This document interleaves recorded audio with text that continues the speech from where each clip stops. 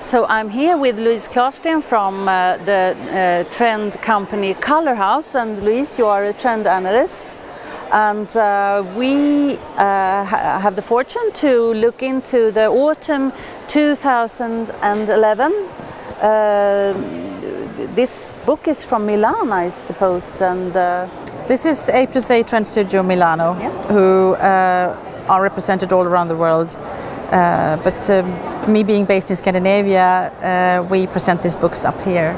And it's interesting to see how the trends become more and more international, even if, of course, the adoption, how it's presented in a home in Sweden compared to maybe Italy, is different. But when we look at products, when we look at styles, when we look at the trend in general, it's becoming more and more similar. So.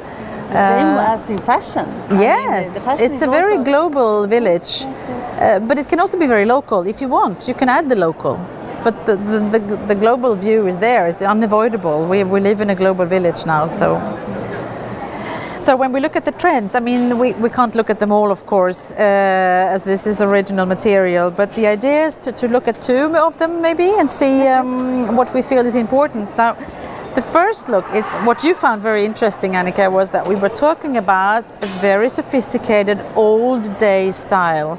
The classical, the upper class home, the inspiration in Parkview, which is the first story in the book, is about Upper East New York, where you have a park view, where you create a home to last forever, where you buy a sofa to last forever.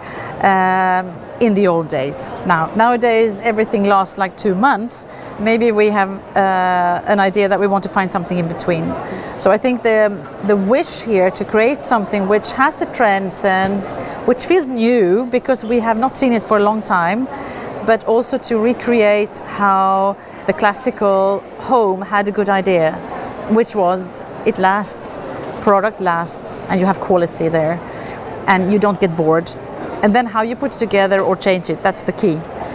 So the inspiration is very soft. You cover everything with a shade of color. It's a very natural shade, so it's almost like eggshells, bird eggshells, obviously almost tinted in yellow or green, everything besides the neutrals. So a very light color card for winter actually, but to create that harmony is important in a very stressful world, maybe especially in places where big cities are a stressful place to be. So flirting a lot with the past, but bringing it into the future and recreating how to learn how to use pattern and color again. So the serene feeling of the park view in a hazy November in New York, for instance, where the colors come through slightly, it's very interesting. So not big contrasts, patterns yes, but often they are in a very close tone-in-tone shade. When you want to bring it up in big proportions, it's difficult to have it too much contrasting.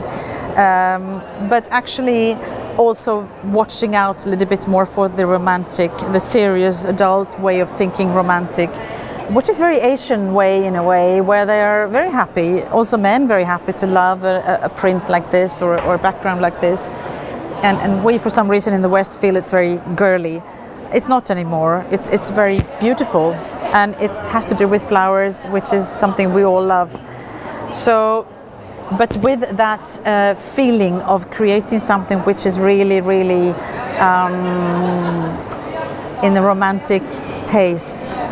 So romance and feeling comfortable and being very personal, I think that's the main thing here. Obviously we see more shine effects and a flirt with luxury. Of course, there is a luxury sense here. And yeah, who wouldn't like to lie down there? It looks beautiful. Comfortable. Very. Because comfort is also very important. You would never find a sofa here which is not comfortable. No.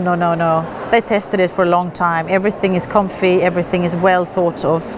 And there's always a table to put your cup. There's always that thought.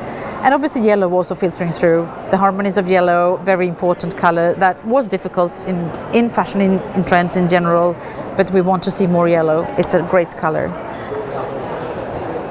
If we take the other story here, we would continue into something much more industrial. So if we were classical there, we are much more industrial, much more maybe what you think would be the Scandinavian way of doing things. But even here, when it's been very white with a black stripe, here we're looking at something more interesting in detail. So muted neutrals, almost like in a factory way, where you're looking at maybe an artist's design studio in the old way, where, you know, really not computers but more handmade things. You did it with pens and pencils. But no more white walls. They're kind of no, I was thinking we are. I mean, this is taking a long time. I will probably talk another 2 years about this. But I think the white walls. I also have white walls, but I'm very much in focus of how can I get rid of my white image. I want the wall as a background, but I want to put something interesting there, and what makes me happy. So here, this type of feeling here is very muted. You don't want, this is not the type of client who would put a big red sofa in the middle. They would want something very sophisticated, rustic, repeated pattern maybe, graphical in its imagery, or industrial, but never flat, because that's boring. So when you go close to material, it has a metallic effect. It has something that makes it really, really interesting. And when you look at it in a big picture, it's truly modern, but with an historical inspiration of it.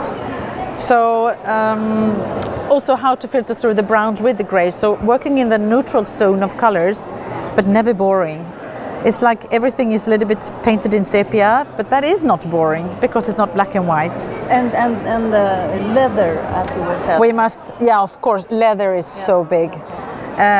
Of course, we're not looking at the cliche of a black leather sofa. No. We're talking the modern lives of a natural brown leather, all the scales, lighter or darker, heavier or not, but as if it was something that would last forever. More natural. Much colors. more natural, which is easier to make an interior with anyway.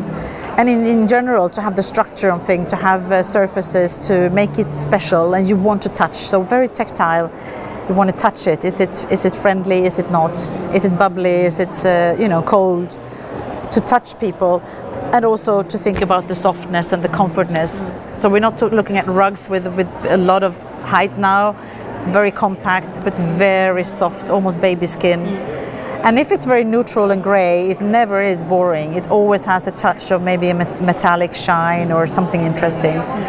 So these people are snobs around details in materials. So it's maybe a little bit the lounge feeling, but never boring. And to add more tactility, so you have the silence, which is also what we would like to look at. So maybe finishing there, looking at the past and the modern and the new. I know there are more stories in color, but maybe we should have a look at something that I feel is very important, because we could talk about prints here, but we could also say, how can we avoid in the future to be so focused around copying each other, which is going on in the whole world? And I don't think a lot of companies knows. Yes, in some businesses, if you are wallpaper manufacturer, you would know exactly. You would buy prints since a decade or 100th century back. But a lot of people today are not maybe designers, trained designers. They're product managers. They're running to China, producing something, and they don't know that you actually can buy original designs, which is actually a driving force to be more original and to find your own strategy for a collection or interior or product range. And since we're looking at much more decoration, decor, prints in bigger proportions, step by step, the next coming 3 to 5 years, we need to invest. How can we do this in a good way and have a plan, because we forgot how to do it. So I think we should have a look of A+A Milan, who's doing a print collection, one of many very, very sophisticated agencies, having people creative sitting in Milan doing prints by hand now, year 2010, which is fabulous, I think. So there is still the knowledge and the skills to do this, and I love that idea. So That's nice. yeah, I think coming back to something more designed and special and not so mainstream is what consumers will look for, and therefore we also in the industry have to follow and be more special in our expression or our collections.